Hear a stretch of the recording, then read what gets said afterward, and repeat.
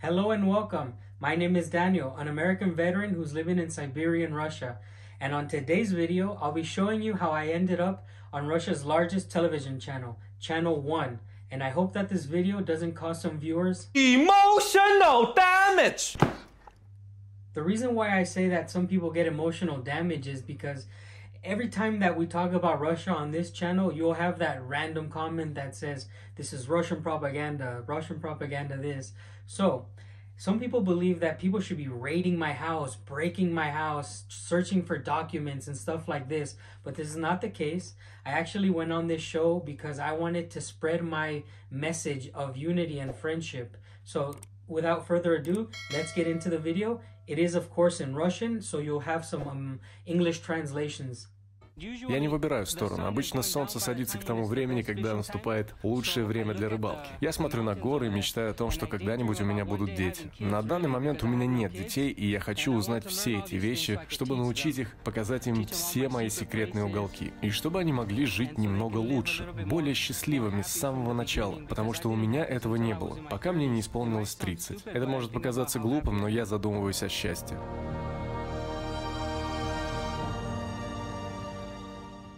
Дэниел Кастеллон сегодня с нами на связи, тот самый человек, который переехал из Лос-Анджелеса. Звучит-то как, да? Лос-Анджелес, Калифорния и Слюдянка, Иркутская область на Байкале. Дэниел, мы рады приветствовать вас в нашей программе. Thank you so much. Спасибо большое. Скажи, пожалуйста, ощутил ли ты уничтожение российской экономики санкциями? Абсолютно никакого уничтожения я не ощутил. Я, по крайней мере, могу говорить о своем городе. И, как вы видели на видеозаписи, в магазине все есть, полки полны, и город абсолютно не изменился. И я, можно сказать, стал уже частью Слюдянки, здесь ничего не уничтожено абсолютно. Ты жил в Лос-Анджелесе, почему ты выбрал переехать в Сибирь?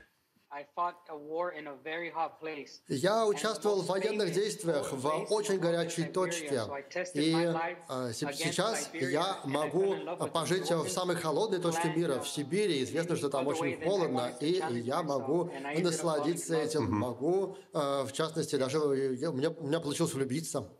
Мы за тебя рады, да. Я смотрел сюжет о том, что ты нашел невесту. Желаем тебе всего с ней самого доброго.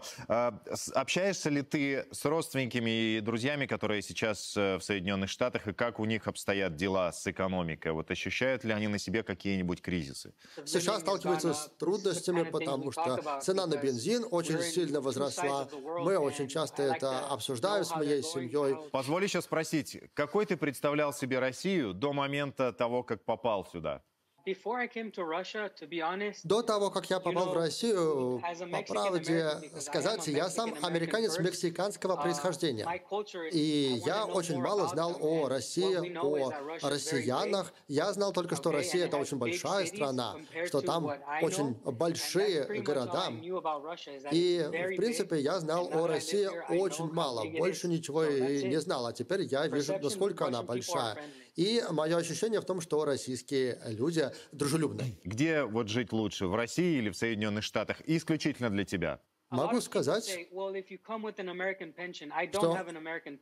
многие говорят мне про американскую пенсию, но я, кстати, не получаю пенсию в США. Я приехал сюда с теми деньгами, которые сэкономил. И я сам не россиянин, но я вижу, что у россиян есть боевой дух, они очень близки ко мне по духу. Мне здесь легче адаптироваться, потому что время замедляется, и я могу больше наслаждаться жизнью. Не могу сказать, что мне не нравится моя страна. Она мне нравится, она мне очень много дала, особенно в первые годы жизни, но сейчас мне очень удобно и хорошо на берегах озера Байкал. Следишь ли ты за американской прессой, вот то, что пишут сейчас о России, и как к этому относишься? Знаете, это интересно. Я не слежу так пристально за прессой, но я знаю, что происходит в США, потому что моя страна очень сильно поляризована. И когда кто-то с чем-то не согласен, то здесь возникает большой резонанс. И многие считают, что вот россияне злые, но я на самом деле хорошо знаю, что в США 300 тысяч россиян живут, российских граждан. Это практически как Иркутск. И если у вас в стране живет так много россиян, то очень печально, что их раскрашивают таким цветом. Вот все-таки что для тебя стало решающим моментом к отъезду в Россию? Сначала я просто планировал отпуск. У меня был билет два конца. Я планировал покинуть Россию, но затем я влюбился в это место. В Слюдянку, в озеро Байкал, в Иркутскую область, в сам Иркутск. Планируешь ли ты получать российское гражданство? Мой план в том, чтобы жениться, по крайней мере, и затем я попытаюсь получить вид на жительство, и затем, если я смогу стать гражданином, то я воспользуюсь этим. Спасибо тебе огромное. Всего самого доброго и удачи на новой родине. Спасибо вам большое, что пригласили.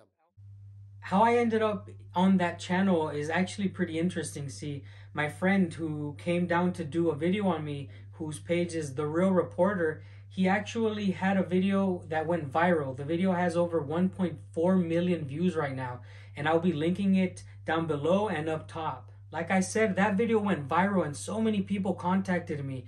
And one of the people was this television channel, and they wanted to ask me some questions.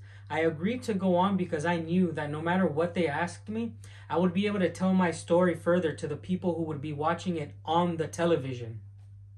And as you can tell, some of the questions were like, how do I feel about Russia? What did I think about Russia? How were the sanctions? How was my family in the United States?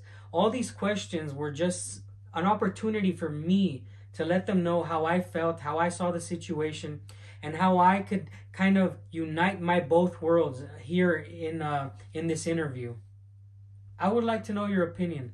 Please comment down below if you think that I represented myself very clearly and honorably on that show. Please let me know what you think about my answers. Let me know what you think about the show itself, the questions they were asking. Please, let me know what you think. Now, moving on to a more important topic for today. Today is April 15th as I'm recording this, and as I'm publishing this video, I have been living in Russia for 1 year. I arrived in Russia in April 15, 2022. The journey actually started on April 12th.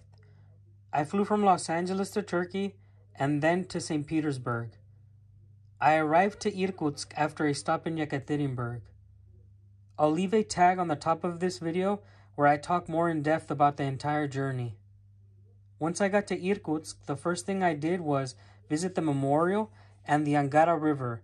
I've felt at home in Russia from the very first day that I have arrived. And I'm so happy and I'm so thankful for everybody who's viewed my videos. I started the YouTube videos way after I arrived in Russia, but I promise that this following year, I want to document Baikal. I want to document my life here in Russia. And I want to say thank you so much from the bottom of my heart for all those people who have supported me, who have been so nice to me, who have dedicated minutes of their life to watching these videos. And I want to remind everybody that they have a friend here on the shores of Lake Baikal. And if you ever find yourself in this territory, in this area, I will shake your hand as a friend. Thank you so much, and I'll see you on the next video.